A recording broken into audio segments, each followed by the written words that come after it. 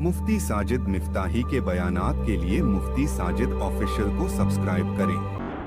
माँ ने जब नसीहत किया, बेटा जा रहा है मदरसे में, कहा कि किसी से झूठ मत बोलना। अशरफी का वाक़या है, बहुत मशहूर है। बगल के नीचे एक जेब सीकर दे दी ताकि किसी को नज़र ना आए। 40 अशरफियाँ थी। जब डाकू ने पकड़ा, उन्होंने बतला दिया, हाँ मेरे पास यहाँ है अशरफी रखी हुई। कहा बेटा तुझे डर नहीं लगता? कहा कि मेरे माँ ने मुझे नसीहत किया है, बेटा झूठ मत बोल। अगर उस वक्त माल बचाने के लिए कह देता तो भी दुरुस्त था, लेकिन माँ की बात पर अमल किया तो डाकू सारे के सारे तौबा ताइफ हो गए। बच्चे की नसीहत ने तौबा ताइफ पर ला लिया। इनकी ये तालीमात है। इनके इनके वालिद अबू सालेह रहमतुल्लाह अलैह, मशहूर वाक़या है, सेब का वाक़या। दरिया से बहता आ रहा था, उन्होंने खा लिया। उसके कफ़ारा जब उनके दिल में डर पैदा हुआ, ये सेब कहाँ से आया? हालांकि मिल्कियत से निकल चुका था, अब किसी की उसमें हुक्मरानी नहीं है, क्योंकि वो मिल्कियत से बाहर चला गया।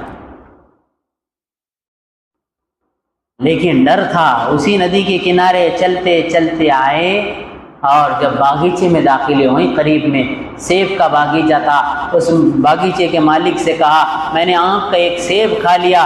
उसने कहा कि इसका कफ़ारा ये है कि साल भर इसकी ड्यूटी करना पड़ेगा। पानी दे रहे, ये कर रहे, झाड़ों की सफाई कर रहे, सब कुछ होगा, 1 साल की मुद्दत हो गई। कहा कि अब माफ़ हो गया सेब का जो मैंने बगैर इजाज़त खा लिया? कि अभी नहीं, मेरी एक बेटी है जो आँखों से माजूर है, पैरों से हाथों से माजूर है, ज़बान से भी माजूर है, उससे निकाह करना पड़ेगा। अब ऐसे लड़की से कौन निकाह करे? लेकिन डर सेब का था। निकाह हो गया।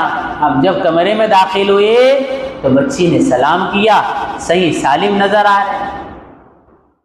बच्ची तो सही सालिम है, आँख भी सही है, पैर भी, ज़बान भी, सब कुछ सही है। फिर उसके बाप से कहा, आपने मुझे झूठ बोला। बच्ची तो बात भी करती है, देखती भी है, हाथ पैर भी अच्छे हैं। कहा कि बेटा वो इसलिए आंखों से माजूर है, उसने किसी गैर महरम को आज तक नहीं देखी।